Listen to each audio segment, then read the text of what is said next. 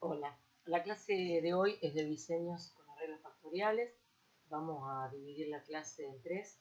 Esta primera parte de principios y definiciones básicas, una continuación de la parte teórica y por último una parte de ejercicios resueltos.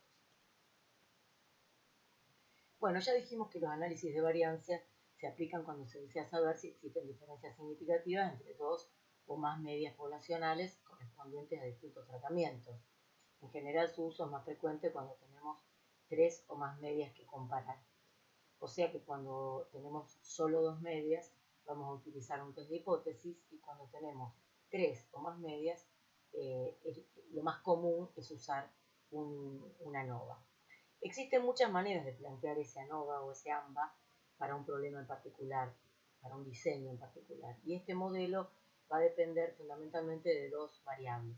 Por un lado, la cantidad de factores considerados y su importancia en el diseño, y por otro lado, la calidad del material experimental, es decir, si este material, ya sea el terreno, las plantas, los animales, sean homogéneos o heterogéneos.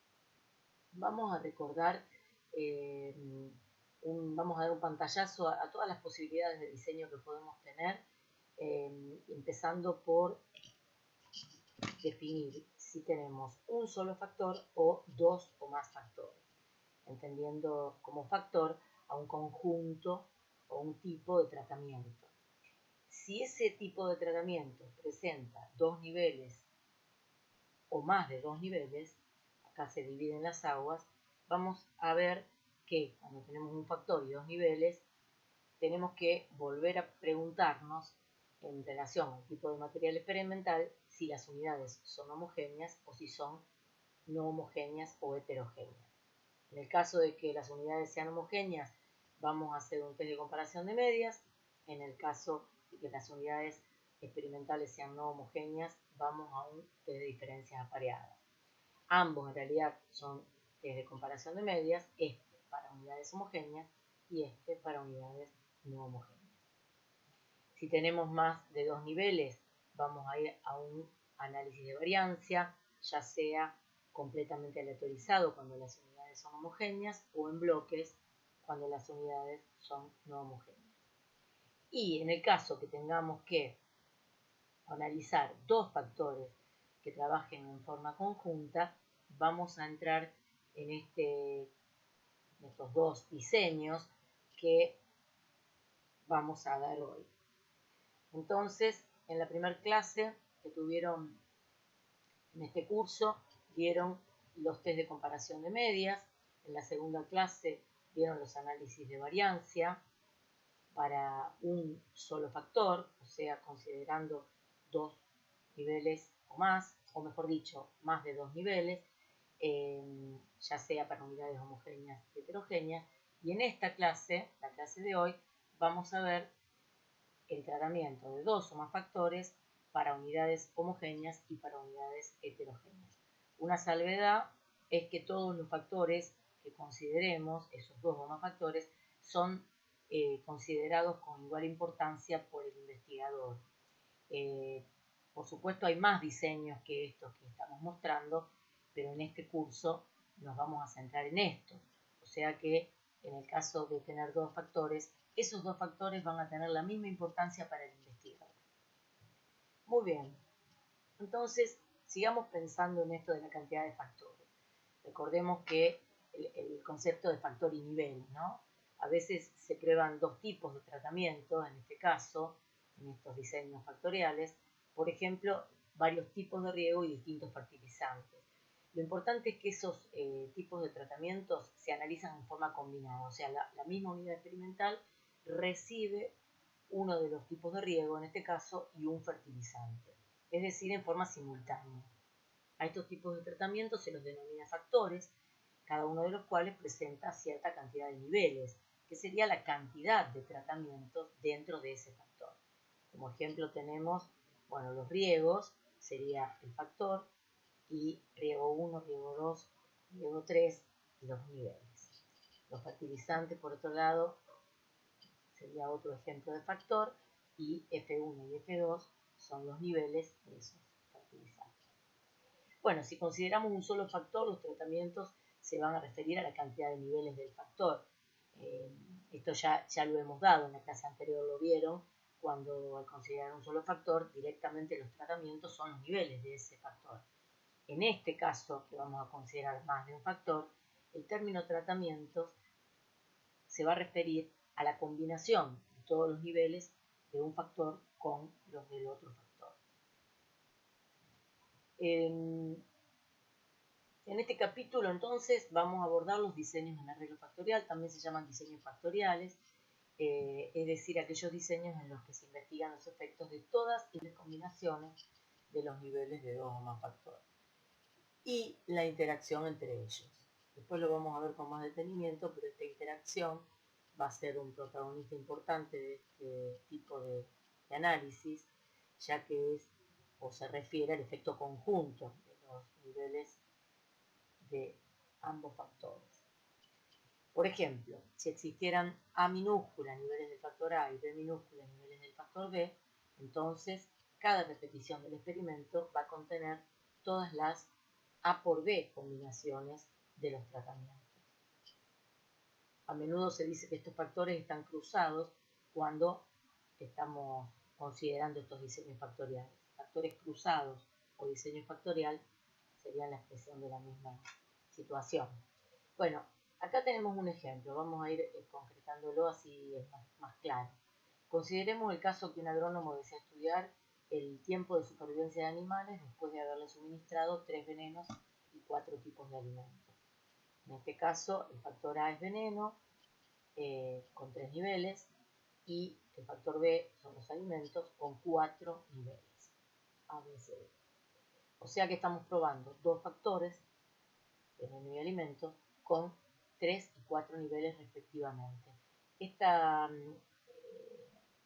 situación también se puede simplificar diciendo que estamos ante un arreglo factorial 3 por 4. Dos factores, así como en matemáticas hablábamos de factores cuando multiplicábamos dos números, esos números son factores, dos factores, uno con 3 niveles y otro con 4 niveles.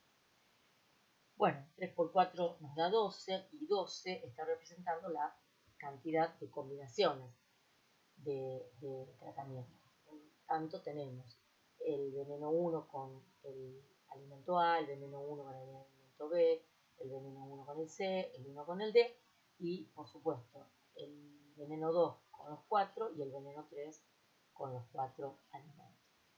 Supongamos trabajar con 48 animales para este experimento. Todos son animales homogéneos, es decir, que cada combinación la vamos a repetir 4 veces. En este caso, este 12 nos da una limitación en cuanto a la cantidad de unidades experimentales que tendríamos que utilizar. 12 por 3, 12 por 2, 12 por 4. En este caso, 12 por 4, eso fue lo elegido, y por lo tanto necesitaríamos 48 animales para llevar adelante el experimento. Bueno, un diseño de campo posible sería este, ¿no? ¿Cómo vamos a formar el diseño de campo? Alojando al azar cada una de estas combinaciones. Por ejemplo, el veneno 1 con el alimento B, que está acá en amarillo, lo tenemos en esta unidad experimental, lo tenemos en esta y en esta. Los 4 amarillos serían las 4 repeticiones asignadas en forma aleatoria a las unidades experimentales. En verde tenemos B2 con A, bueno, acá falta una verde. También 4. Muy bien. En este problema el agrónomo puede preguntarse lo siguiente. Por un lado, ¿qué efecto tiene el tipo de veneno y el tipo de alimento sobre la variable que estábamos midiendo, que era el índice de supervivencia de los animales? Y por otro lado, si existe una elección del veneno que dé por resultado un índice de supervivencia mayor sin importar el alimento, o sea que hay un veneno que genera un mayor índice de supervivencia independientemente del alimento, o por el contrario, si hay un veneno que mejora la supervivencia al combinarse específicamente con un tipo de alimento. O sea que al cambiar el alimento, la mejora producida por ese veneno ya no sería tal. Estas dos situaciones, en donde la elección del veneno es única para cualquier alimento, o bien la elección del veneno depende del alimento con el cual esté combinada, es lo que llamamos interacción.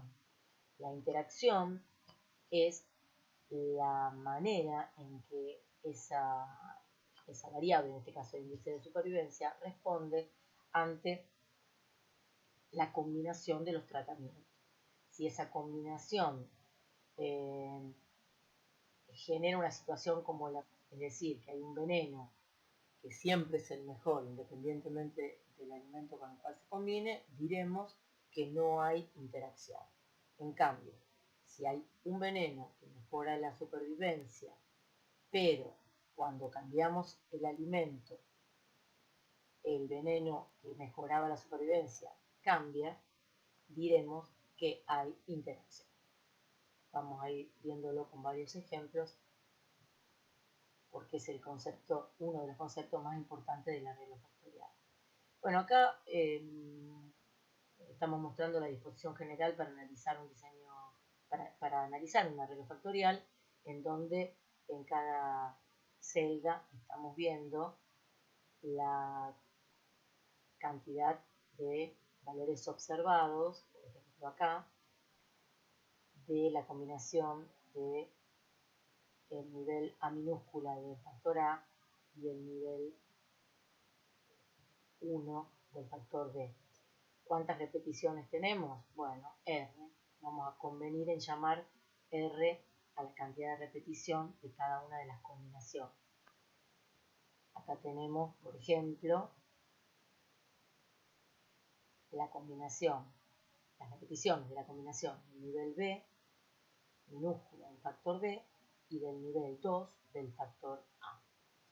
En el ejemplo que vimos, el R es 4, por lo tanto, cada combinación o cada combinación, nivel de un factor con nivel del otro factor, se repetirá R veces en el ejemplo R igual 4.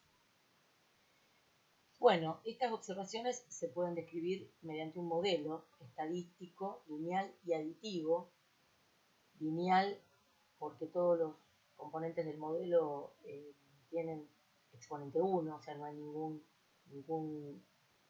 componente del modelo que esté elevado ni al cuadrado ni al cubo, y aditivo porque todos estos componentes se están sumando, no se están ni multiplicando ni dividiendo, se están sumando. ¿Cómo estaría compuesto este I sub IJ acá? Sería el índice de supervivencia de una unidad experimental en particular. Ese valor está compuesto por estos componentes del modelo. El mu sería la media general, sería lo que sobreviven estos animales independientemente del veneno que le apliquemos o del alimento. O sea, un promedio general que hace al índice de supervivencia. Tau sub i sería el efecto del nivel iésimo del factor A. En este caso, en nuestro ejemplo, el factor A serían los venenos. O sea que tenemos el tau 1, el tau 2 y el tau 3, porque eran 3 venenos. El lambda sub j es el efecto del nivel jésimo del factor B. En nuestro ejemplo habría un lambda 1, lambda 2, lambda 3 y lambda 4, porque teníamos 4 alimentos. Y el tau, lambda y j serían las combinaciones del nivel I del factor A con el nivel J del factor B, o sea, el efecto interacción. Este tau lambda es el efecto interacción. Por último, como todo modelo, tiene un error aleatorio que es el E sub IJK, y todos sumados me dan el valor del IJK. Cuando hablamos de modelos, recordemos que los modelos son modelos teóricos, o sea, nosotros no vamos a tener particularmente para una observación cada uno de estos componentes, el valor de cada uno de estos componentes, sino que este es el modelo que nos guía en el diseño. Los efectos de tratamientos pueden ser considerados fijos o aleatorios, eso ya lo vieron en la clase anterior. En este curso se considerarán efectos fijos. no vamos a profundizar en eso, pero está bueno aclararlo por si lo ven en la bibliografía. Bueno, y vamos ahora puntualmente a ver cómo serían las hipótesis que vamos a plantear para este modelo. En este caso, en el diseño factorial de dos factores, y recordando que los factores tienen la misma importancia, vamos a tener, por un lado, un par de hipótesis referidas a los promedios de la variable para cada nivel del factor A, un par de hipótesis referidas a los promedios de las variables para cada nivel del factor B, y otro par de hipótesis referido a las combinaciones A y B, o sea, a la integración. Particularmente en el primer par de hipótesis, estamos planteando que no hay efecto de tratamiento A. En la hipótesis nula, recuerden que siempre planteamos que no hay efectos. En la hipótesis alternativa, o la H1, planteamos que sí hay efecto de tratamiento, o sea que al menos un efecto es distinto a cero. Lo mismo pasa, por supuesto, con el par de hipótesis correspondiente a los niveles del factor B. La hipótesis nula nos dice que no hay efecto de tratamiento B, y la hipótesis alternativa nos dice que hay efecto de tratamiento, o sea que al menos un lambda es distinto de cero. La interacción, las hipótesis correspondientes a la interacción nos dicen en H0 que no hay interacción, que no hay efecto de interacción. Y en la hipótesis alternativa nos dice exactamente lo contrario, o sea que sí hay efecto de interacción. En este tipo de análisis, la expresión del cuadro general de ANOVA o lambda quedaría así. Recordemos que la primera columna son las fuentes de variación, la segunda columna las sumas de cuadrados, la tercera los grados de libertad, la cuarta los cuadrados medios y la quinta la f calculada o la variable pivotal. En realidad todo este cuadro de análisis de la variancia tiene como objetivo calcular la variable pivotal, que como cualquier test de hipótesis, los ANOVA no están fuera de eso, también son test de hipótesis, necesitan tener una variable pivotal, la cual va a ser comparada con una variable tabulada, y en función de eso vamos a realizar la regla de decisión. Vamos a llevar adelante la decisión correspondiente en relación al rechazo o no de las hipótesis. Entonces, todo el cuadro se hace a los efectos de calcular las FC, o sea, la variable pivotal f calculada. Vamos a repasar rápidamente, porque esto lo vieron hace poquito, a qué nos referimos con cada una de estas columnas. Bueno, primero las fuentes de variación nos dicen en cuántas partes dividimos la variación total. En este caso, este modelo nos remite a dividirla en una fuente de variación correspondiente al factor A, otra fuente de variación correspondiente al factor B, en nuestro ejemplo venenos y alimentos, una fuente de variación que es la interacción, y otra fuente de variación correspondiente al error, siempre presente en esta suma, en esta enumeración de fuentes de variación. Esto, si ustedes se fijan, vamos a ir para atrás, corresponde al modelo, ¿no? Acá tenemos las cuatro fuentes de variación, son estas cuatro. Por supuesto, mu, que era la media general, fíjense que no tiene subíndice, o sea que mu no varía, es un promedio general, no varía ni de repetición a repetición, ni de tratamiento en tratamiento, y los otros cuatro elementos, que son los efectos del factor A, el efecto del factor B, la interacción y el error, son los cuatro renglones, por así decirlo, de este cuadro de ANOVA, o sea, las cuatro fuentes de variación, las cuatro partes en las que dividimos la variación total. Matemáticamente, estas cuatro sumas, las cuatro sumas de cuadrado, suman justamente la suma de cuadrado total. Vamos a ver después cómo se calculan las sumas de cuadrado rápidamente, y vamos a detenernos acá en los grados de libertad. El factor A tiene como grado de libertad la cantidad de niveles del factor menos 1, el factor B tiene la cantidad de niveles del factor B menos 1, la interacción tiene como grado de libertad el producto de los grados de libertad del factor A por los grados de libertad del factor B, o sea, A menos 1 por B menos 1. Me voy a saltear la del error y voy a ir a la del total. La del total tiene como grados de libertad A por B por R, que es N, menos 1. ¿Qué es N? N es la cantidad de unidades experimentales del experimento. La cantidad total de unidades experimentales, que también lo podemos obtener multiplicando A por B por R. En el caso de nuestro ejemplo, 3 por 4 por 4. 3 por 4, 12, 12 por 4, 48. 48 menos 1 igual a 47 serían los grados de libertad total. Bueno, y yo me salteé a propósito los grados de libertad del error, que es A por B por R menos 1. Esa es la fórmula de los grados de libertad del error para este diseño. Recordemos que estamos en un arreglo factorial completamente autorizado, pero como consejo para el resto de los diseños, más allá que nosotros vamos a ver dos, para el resto de los diseños, este número correspondiente a los grados de libertad del error es recomendable hacerlo por diferencia, ya que estos 4 números, o sea, los 4 grados de libertad de las 4 fuentes de variación, me tienen que dar los grados de libertad total. O sea que si tenemos los del A, los del B y los de la interacción, restando los grados de libertad total menos esos 3 números, obtenemos los grados de libertad del error. Bueno, ¿qué era el cuadrado medio? Los cuadrados medios se obtienen dividiendo la suma de cuadrado del factor del cual estemos hablando, dividido sus grados de libertad. En este caso, el renglón correspondiente al factor A, el cuadrado medio sería la suma de cuadrado del factor A dividido A menos 1. El cuadrado medio del factor B sería la suma del cuadrado del factor B dividido B menos 1, que serían los grados de libertad del factor B. Bueno, el cuadrado medio de la interacción, ¿cómo lo obtendríamos? De la misma manera, dividiendo la suma del cuadrado de la interacción dividido el número que represente este producto, que son los grados de libertad de la interacción.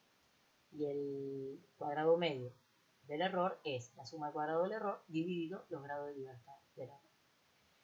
¿Cómo obtenemos las F calculadas? Bueno, dividiendo el cuadrado medio correspondiente al factor A, en este caso, dividido el cuadrado medio del error. Fíjense la referencia del 4, el 1 es el cuadrado medio del factor A y el 4 el cuadrado medio del error. Siempre las F calculadas tienen como denominador el cuadrado medio del error en este tipo de diseño. Así que lo que va variando es el numerador. La F calculada correspondiente al factor B es el cuadrado medio del factor B, ese 2, dividido el cuadrado medio del error, el 4. Y por último, la F calculada de la interacción es el cuadrado medio de la interacción dividido el cuadrado medio del error. Una vez que tenemos estos 3 valores, que serían nuestras 3 F calculadas, podemos llevar adelante la comparación con la F de tabla, ya lo vamos a ver, para llevar adelante, o para tomar, mejor dicho, la decisión para cada par de hipótesis. Bueno, yo les decía que las sumas de cuadrados que pusimos adelante las íbamos a ver ahora. Estas son, solamente las presentamos porque en este curso no nos vamos a detener en los cálculos de las sumas de cuadrados, sino que vamos a analizar salidas de software estadísticos específicos, o sea que no las vamos a calcular, sino que vamos a tomar el valor que el software nos dé para interpretar los resultados. Vamos a utilizar salidas de máquina de Infostat, que es un software muy sencillo de utilizar y que tiene aplicación en ciencias agropecuarias. Seguramente lo vieron en la clase anterior, se los nombraron en la clase anterior o en la primera, Alberto o Celina.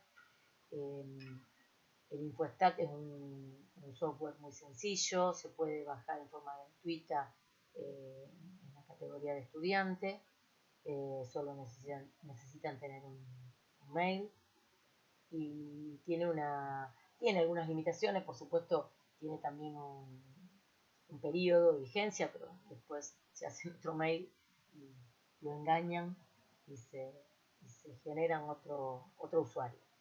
Bueno, acá tenemos la suma del cuadrado total, la suma del cuadrado del factor A, la suma del cuadrado del factor B y la suma del cuadrado interacción.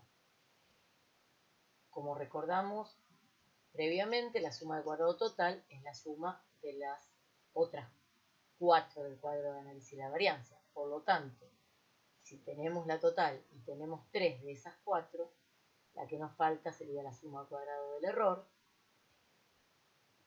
que la vamos a obtener por diferencia. La suma al cuadrado del error entonces será la suma al cuadrado total, que la tenemos acá, menos las 3 sumas de cuadrado correspondientes a cada uno de los factores principales, A y B, y a la suma de cuadrado de la diferencia. O sea que la suma de cuadrado de error no hace falta calcularla a través de una suma de cuadrado en sí misma, sino por diferencia. De todas maneras, les repito, estas sumas de cuadrados las vamos en este tema a tener ya resueltas por el software estadístico. Bueno, ¿cómo voy completando ese cuadro de AMBA? Una vez calculadas estas sumas de cuadrado y los grados de libertad, calculamos los cuadrados medios, lo que ya dijimos, dividimos los cuadrados medios entre sí, siempre recuerden que en el denominador va el cuadrado medio del error, y obtenemos estas f calculadas. Estas f calculadas siguen la distribución f de Snedeker cuando se cumple la hipótesis nula. Por lo tanto, esta regla de rechazo, o esta decisión de rechazar o no las hipótesis nulas, van a tener que ver con esa distribución f de Snedeker, que es la que sigue la variable pivotal cuando la hipótesis nula se cumple. Las f calculadas se comparan entonces con las f tabuladas y se toma la decisión de rechazar H0 o no, según la regla de decisión correspondiente. Esta es la regla de decisión. La variable pivotal Fc obtenida en el cuadro de AMBA es comparada con la f tabulada Ft con grados de libertad ND. Lo puse en forma genérica como ND porque la tabla de, mejor dicho, la distribución f de Snedeker se identifica con 2 grados de libertad, a los cuales los nominamos como grado de libertad del numerador n y grado de libertad del denominador nd, y con un nivel de significación alfa. La regla de decisión apropiada para controlar ese nivel de significación es la siguiente: si esa f calculada es mayor que esta f de tabla, se rechaza H0. Veamos el gráfico, este punto en donde se divide la distribución f de Snedeker es el valor tabulado, o sea, el valor crítico o valor de tabla, que divide a los valores de f de Snedeker, que estarían aquí sobre el eje, en dos partes. A la derecha, la región de rechazo, marcada en rojo; a la izquierda, la región de aceptación de la H0, siempre pensando en que rechazamos o aceptamos la H0. La superficie, que está acá pintadita de verde, arriba de la región de rechazo y por sobre la distribución, es alfa, o sea, el nivel de significación. Recuerden que alfa es la probabilidad de rechazar H0 cuando H0 es incorrecto. O sea, probabilidad de rechazar H0 cuando H0 es correcta, cuando H0 es correcta. O sea, es la probabilidad de rechazar mal H0. Esa es alfa. Entonces, si Fc es mayor que Ft, o sea, si Fc cae en alguno de estos puntos de la zona de rechazo, es mayor a este valor, rechazo H0. Recordemos acá la tabla de f de Snedeker, tenía este formato. En el cuerpo de la tabla se encuentran los valores de f tabulada, y en el primer renglón o en la primera columna, en la primera fila, tenemos los valores del numerador. En la primera columna tenemos los valores de denominador. O sea que si nosotros queremos buscar, como tenemos señalado acá, la f de 4, 9, buscamos 4 en numerador, 9 en denominador y obtenemos el valor de 363. Ese sería el valor de la f tabulada o el valor crítico para 4, 9. Y fíjense que la tabla también nos presenta el valor de alfa, ¿no? Con un alfa de 0,05 o con una probabilidad acumulada del 95%. Tenemos una tabla para el 5%, o sea, para el alfa del 5%, y otra tabla, bueno, no la tenemos acá, y otra tabla para un alfa del 1%. Esos serían los valores en los que tendríamos que fijarnos o en los que tendríamos que capturar el f tabulado en el caso que el software no nos lo diera.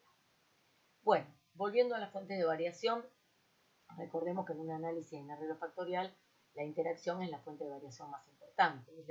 Es la primera vez que aparece la interacción en un diseño, porque en los diseños anteriores hablábamos de un solo factor. O sea, en sí misma la interacción aparece cuando hay dos factores.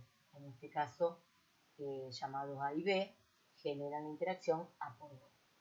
La interacción permite analizar la diferencia o variación en el comportamiento de un factor ante la influencia del otro, como ya dijimos, y esto va a definir que en el orden del análisis, en primer lugar, lo que hagamos es contrastar el efecto de la interacción. Y acá vamos a tener dos situaciones posibles. Si ese efecto de interacción no resultara significativo, tenemos que continuar con el análisis examinando los principales efectos, o sea, los efectos A y B de ese modelo, porque la interacción dio no significativo. Ahora, si el efecto de interacción es significativo, entonces los contrastes sobre los efectos individuales dejan de ser válidos, dejan de tener importancia para el análisis y debemos profundizar el análisis de la interacción realizando el desglose.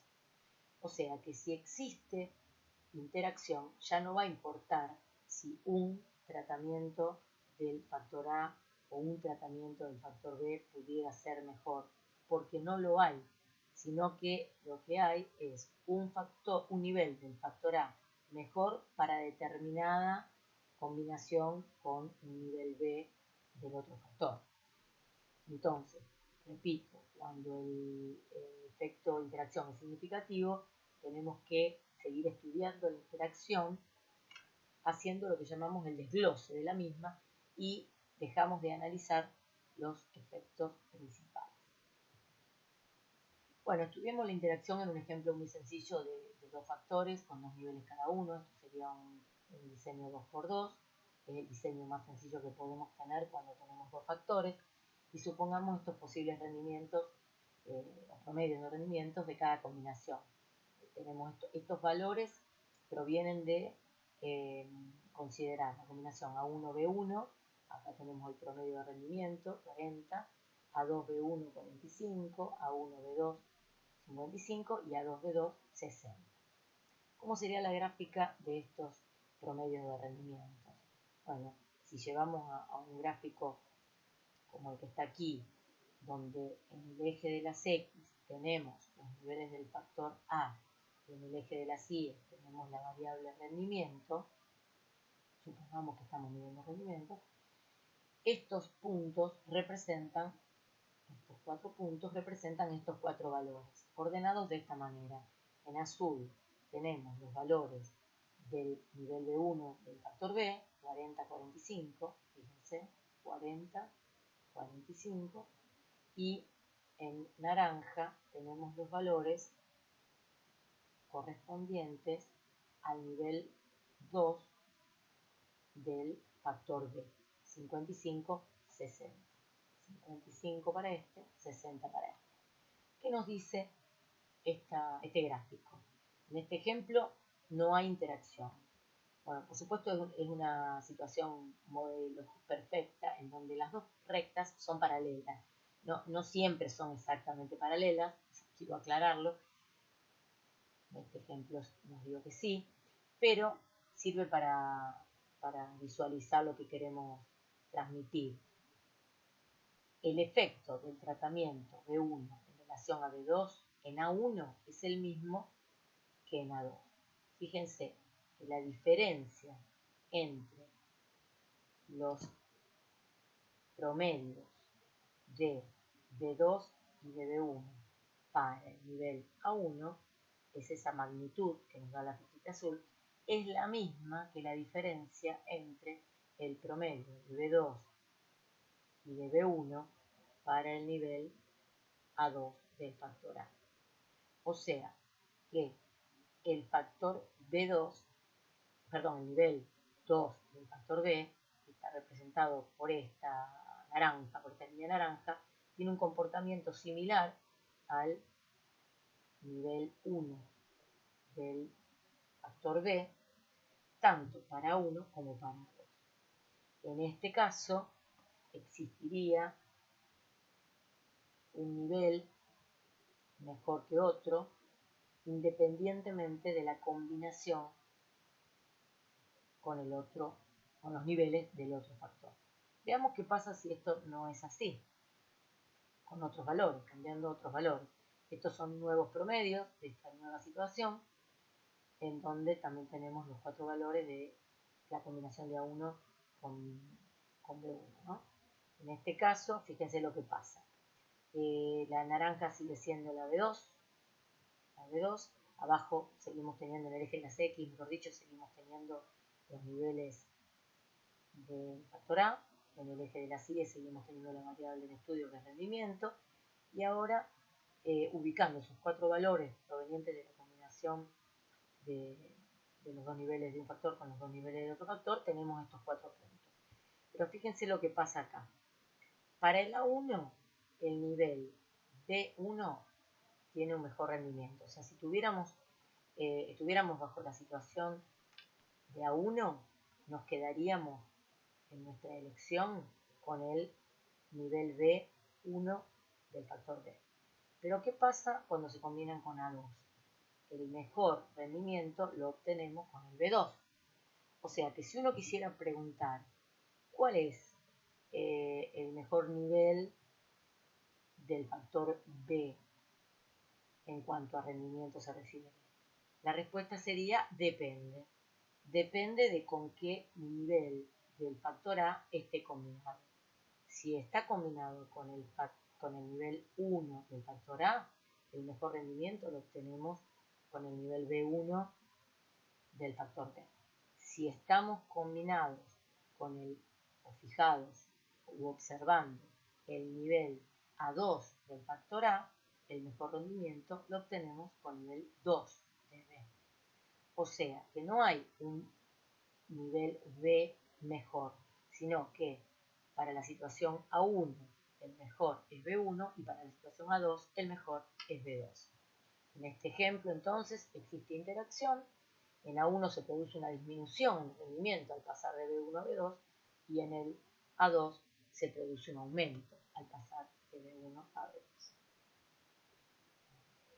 Bien, además de este análisis gráfico que acabamos de ver, deberíamos realizar el desglose analítico de la interacción. ¿Cómo se realiza esto? A través de un análisis de la variancia. Para este último ejemplo, el cuadro de análisis de la variancia y las correspondientes hipótesis quedarían de la siguiente manera. Fíjense, vamos a, en este caso, analizar cómo se comportan los niveles del factor B para cada nivel del factor A. O sea, entre niveles de B para A1, entre niveles de B para A2. O sea, vamos a ver las diferencias entre los B solamente observando, voy para atrás, solamente observando la situación A1, como si estuviéramos mirando solamente este pedacito de la gráfica. Y en el segundo renglón de ese ANOVA vamos a ver cómo se comportan los B fijando el nivel 2 del factor A. Muy bien, como todo cuadro de análisis de la variancia tenemos una suma de cuadrado, o mejor dicho, una columna de sumas de cuadrado, una columna de grado de libertad, una de cuadrados medios y la tan ansiada columna de F calculada, que es nuestra variable pivotal. Recuerden que todas estas cuentas las hacemos para obtener estos dos números, ¿no? La variable calculada para el renglón de la variación entre b para 1 y la variable calculada para este renglón que analiza la variación entre b para 2. Muy bien. Se calculan de la misma manera. Las sumas de cuadrado, teniendo las sumas de cuadrado, teniendo los grados de libertad, los cuadrados medios se calculan dividiendo la suma de cuadrado dividido los grados de libertad.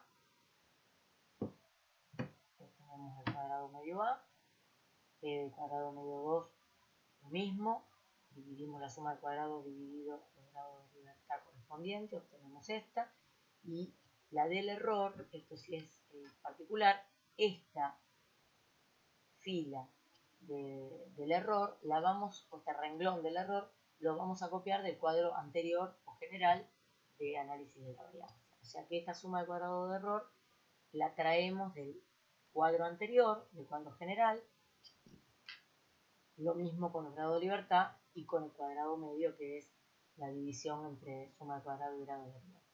Muy bien.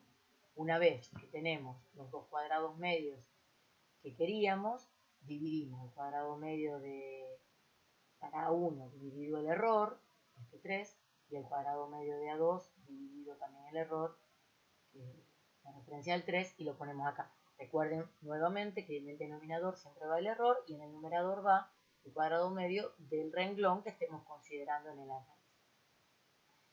Me detengo en los grados de libertad. ¿Cómo calculamos los grados de libertad para el primer renglón y para el segundo? Bueno, ¿cuántos B teníamos para comparar? Nosotros queríamos ver la variación entre los niveles de B. ¿Cuántos niveles de B teníamos? 2. Por lo tanto, 2 menos 1, 1. ¿Cuántos niveles de B tenemos fijando a 2? También tenemos 2. B1 y B2. 2 menos 1, 1. Entonces, los grados de libertad para este renglón serían 1 y para este también. Y más adelante, en otra diapo, vamos a ver cómo obtenemos estas sumas de cuadrado, porque tengo que aclarar, lamentablemente, que estas sumas de cuadrado las vamos a tener que calcular porque el software no las calcula.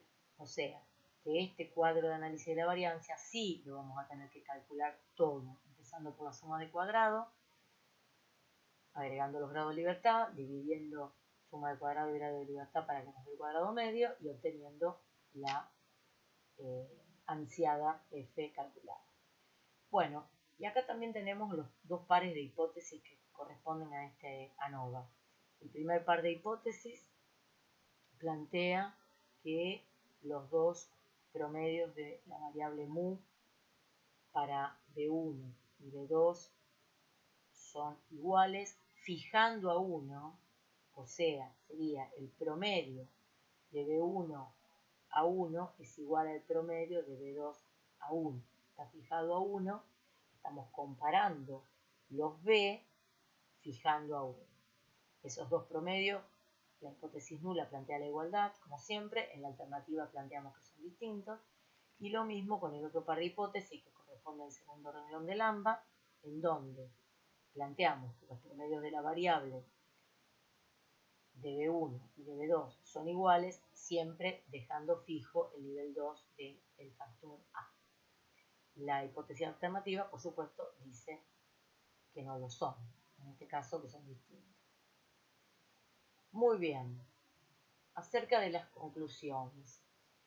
En todos los cuadros AMBA, para cada par de hipótesis, podemos llegar a la conclusión de dos maneras. Una que es comparando justamente el valor de esa f calculada versus el valor de la f tabulada a través de esta regla de rechazo que hoy mencionamos, que si fc es mayor que ft, rechazamos. Hay otra manera que es interpretando el valor p o el p-value o p-valor de las salidas de máquina de los software específicos. Estoy segura que ya lo vieron en la clase anterior, pero lo repito, ese valor p es la probabilidad de rechazar equivocadamente H0, o sea, es la probabilidad de rechazar mal la H0. Entonces, ese valor P es el que me va a indicar en la salida de máquina la decisión de rechazar la hipótesis nula o no rechazarla. Si el valor P cumple con la condición de ser menor que un nivel de significancia establecido, ya sea 5% o 1%, este se considera como un resultado estadísticamente significativo y por lo tanto permite rechazar la hipótesis nula. Es decir, que una diferencia será estadísticamente significativa si se corresponde con un valor P igual o inferior al nivel de significación fijado por el investigador. O sea, que si este p-value es menor o igual a alfa, rechazo H0. Por el contrario, si el p-value es mayor al alfa, no rechazo H0, que sería lo mismo que aceptarlo. Ese p-valor en las salidas no necesariamente va a ser 5% justo o 1% justo, o sea que puede ser 0,0001, en este caso es menor o igual que un alfa del 1% que nos fijamos, y nuestra conclusión va a ser rechazar H0 con un 99% de confianza, o si quieren ser más precisos, con un 99,99%. Bueno, en este curso entonces analizaremos la salida de software estadístico interpretando los p-valores. Esos p-valores suelen aparecer en la última columna de la salida de máquina.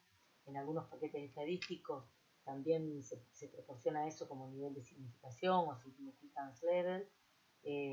Bueno, por supuesto es lo mismo, nivel de significación. Con todas estas expresiones nos estamos refiriendo a lo mismo, que es el p-valor. Y esto para recordar fuertemente que si ese p-valor es menor que el alfa, rechazo H0. De eso nos tenemos que acordar. O sea que lo deseable para rechazar una hipótesis nula es obtener un valor muy pequeño de p-valor. Muy pequeño, ¿qué quiere decir? Y como mínimo menor a 0,05, que sería el 5%. Ya con eso estamos rechazando H0. Si es más chico que 0,05, 0,01, 0,000001, por supuesto estamos más confiados en esa decisión de rechazar. Bueno, y para cerrar esta primera parte de la clase, recordemos que en un análisis en arreglo factorial, una vez realizado, en este curso recordemos que analizaremos las salidas de paquetes estadísticos. En primer lugar vamos a observar el efecto de la interacción. Si esta interacción no resulta significativa, o sea, si no hay efecto de interacción, vamos a continuar con el análisis examinando los efectos principales en el mismo módulo, o sea, los efectos del factor A y del factor B. Pero si el efecto de la interacción resultara significativo, entonces los contrastes o los efectos principales no son válidos, los vamos a ignorar, no los vamos a interpretar, y debemos profundizar el análisis revisando el desglose de la interacción a través de otro análisis de la variancia, o sea que hay que realizar cálculos y construir el AMBA, o analizando gráficamente cómo se comporta un factor ante la presencia de los niveles del otro factor. Esta última situación de analizar gráficamente la podemos hacer siempre en realidad para mejorar la interpretación de esta interacción significativa. O sea que el gráfico realmente ayuda bastante a interpretar la interacción siendo significativa.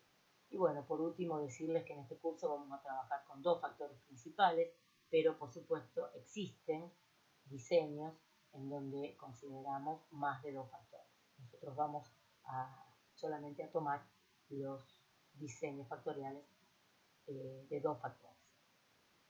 Bueno, seguimos en la clase siguiente y desarrollaremos más detalladamente los cálculos que aquí nos